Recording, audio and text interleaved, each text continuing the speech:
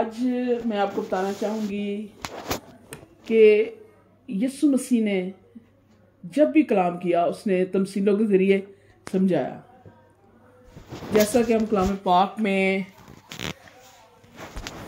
पढ़ते हैं कि यीशु मसीह ने 10 कुंवारियों की तमसील दी।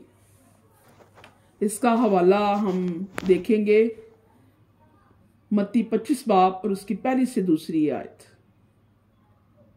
उस वक्त आसमान की बादशाही उन 10 कुंवारियों की मानिंद होगी जो अपनी मशनें लेकर दुल्हा के इस्तकबाल को निकली। और दूसरी आयत में हम पढ़ेंगे उनमें से 5 बेवकूफ और 5 अक्लमंद थी। सबसे पहले आपको पता होना चाहिए कि कंवारा किसको कहा जाता है। कलाम पाक के मुताबिक कंवारा होना क्या है, ब्याह होना क्या है और बेवा होना क्या है। सबसे पहले आपको जैसे कि यीशु मसीह ने कंवारे के बारे में बताया कि 10 कुंवारियां थी वो, और क्या थी, उनमें से 5 बेवकूफ थी और 5 अक्लमंद थी। पहले आप ये सीखेंगे कि कंवारा होना क्या है। कलाम पाक के मुताबिक वो मर्द या औरत, हालांकि देखा जाए तो कलाम में पाक के मुताबिक मर्द और औरत कोई चीज नहीं, यीशु ने कलीसिया का नाम दिया गया है।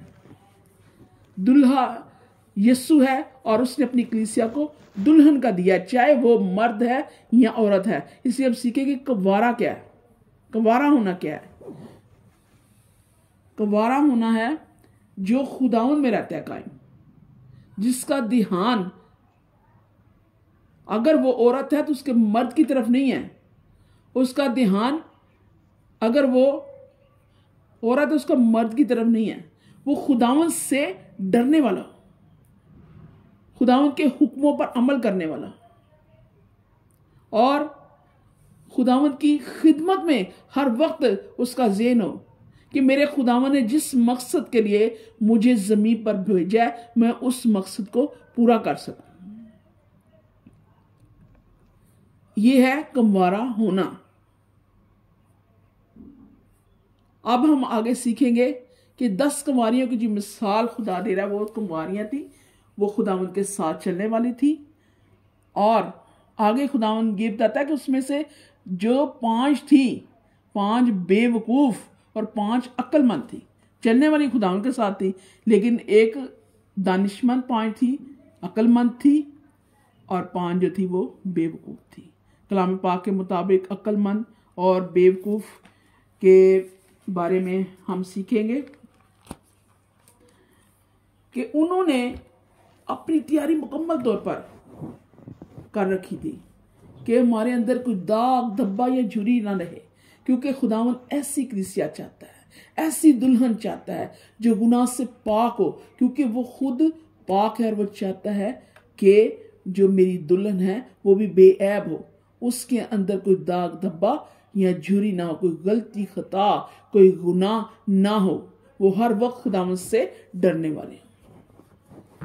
जैसा कि हम देखते हैं दिन और रात होता है, सुबह का आगाज ही जो है ना वो खुदावन के नाम से करना, उसके नाम को जलाल देना, उसकी तारीफ और तमजीद से अपने दिन का आगाज करना। कलाम पाक में हम देखते हैं कि लिखा है कि आसमान पर हजारों फरिश्ते जो हैं वो हर वक्त खुदावंद की सताइश और उसकी वडियाई करते हैं। और इंसान को जिसको खुदावंद खुदा ने बनाया है उसके लिए भी खुदावंद चाहता है कि वो जो है खुदावंद की वडियाई करे, खुदावंद की जो है तारीफ और तमजीद के लिए अपने होंठों को खोले। कलाम पाक में हम देखते हैं कि आगे हम देखते हैं कि जो थी बेवकूफ थी, उन्होंने क्या किया, उन्होंने अपनी तैयारी रखी। मिसाल के तौर पर यीशु मसीह ने समझाया कि उन्होंने क्या, जो उनकी मशलें थी उनमें उन्होंने तेल लिया, और जो अक्लमंद थी उन्होंने भी अपनी मशलों में तेल लिया, और साथ उन्होंने अपनी कुपियां भी ले ली, लैदा कुपियां ली, उनमें भी उन्होंने तेल रखा कि शायद दुल्हा के आने में देर हो और वो कुपियां जो है हमें इस्तेमाल करने के लिए वो तेल जो है एक्स्ट्रा हम अपने पास रखें। लेकिन जो बेवकूफ़ थी उनके ज़हन में ये बात ही नहीं आई कि हम भी जो है तेल साथ रख ले, ये जो हमने मशलें जलाई हैं ये उस वक्त तेल ख़त्म ना हो जाए जल के, और फिर हम क्या करेंगे जब अंधेरा हो जाएगा। और उन्होंने ऐसा नहीं किया, उनके जहन में नहीं आया। इसी तरह हम देखते हैं कि हम जो है खुदावंद के साथ हम चलते हैं, हम बपतिस्मा ले लेते हैं, हम खुदा हमें तोड़े देता है कि ये खिदमत करो, तो हम कुछ लोग जो हैं वो बड़े सरगर्म होते हैं शुरू में, लेकिन आहिस्ता आहिस्ता क्या है वो फिर जो है उस तरह सरगर्म नहीं रहते और उस तरह खुदावंद की खिदमत में आगे नहीं बढ़ते। जैसे कि हम ये कंवारियों के कलाम से सीख रहे हैं, यीशु की तमसीर के हिसाब से सीख रहे हैं कि वो जो है हमें हर वक्त बेदार रहने की जरूरत है, हर वक्त खुदावंद में रहने की जरूरत है, क्योंकि हमें उस वक्त का पता नहीं। पहली बात तो हमें अपने मौत का दिन का नहीं पता कि हम पर कब मौत का वक्त आ जाएगा। जब मौत इंसान पर आ जाती है उस वक्त तौबा का दरवाज़ा बंद हो जाता है। ये ज़िंदगी में ही हमें जो है अपने आप को खुदावंद के लिए तैयार करने की ज़रूरत है, उसके साथ चलने की ज़रूरत है।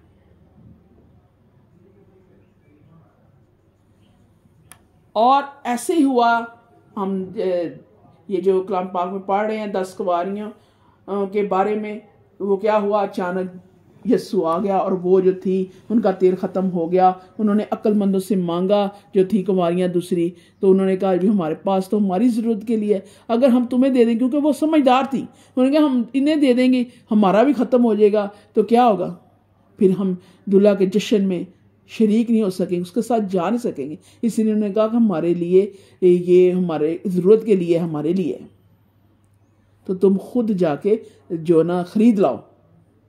तो जब वो लेने गई तो उन्हें आने में देर लग गई, और वो जो 5 अक्लमंद कुंवारियाँ थी वो यीशु आया और उसके साथ चलेंगी, और लेकिन वो जब आई तो था दरवाज़ा बंद हो गया, और उन्होंने दरवाज़ा खटखटाया तो क्या हुआ, यीशु ने उन्हें अंदर नहीं आने दिया। इसी तरह हमें अपनी ज़िंदगी पर गौर करने की ज़रूरत है कि क्या हम खुदावंद के साथ चल रहे हैं, क्या हम उस मकसद को पूरा कर रहे हैं जिस मकसद के तहत खुदावंद ने हमें ज़मीन पर भेजा है।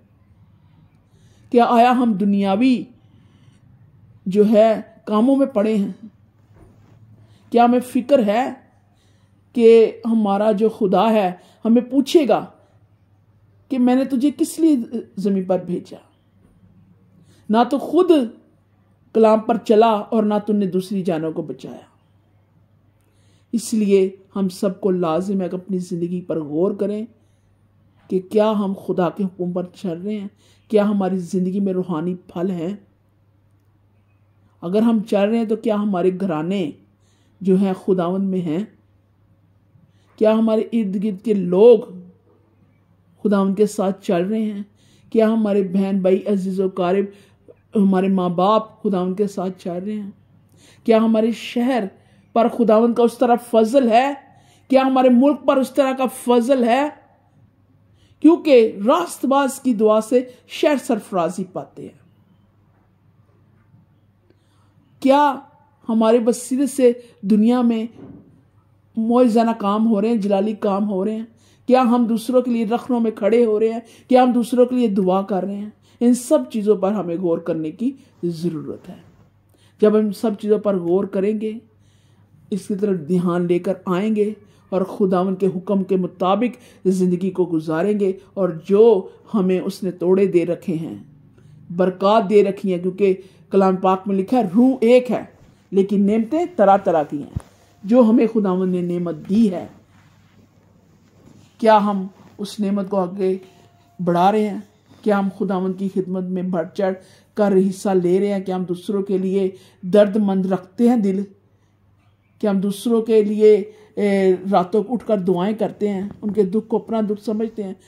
इसलिए कलाम पाक में लिखा है कि एक दूसरे के लिए दुआ करो ताकि आजमाइश में ना पड़ो।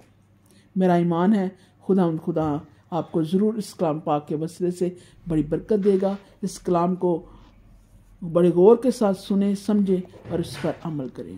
खुदा आप सबको बड़ी बरकत दे। आमीन।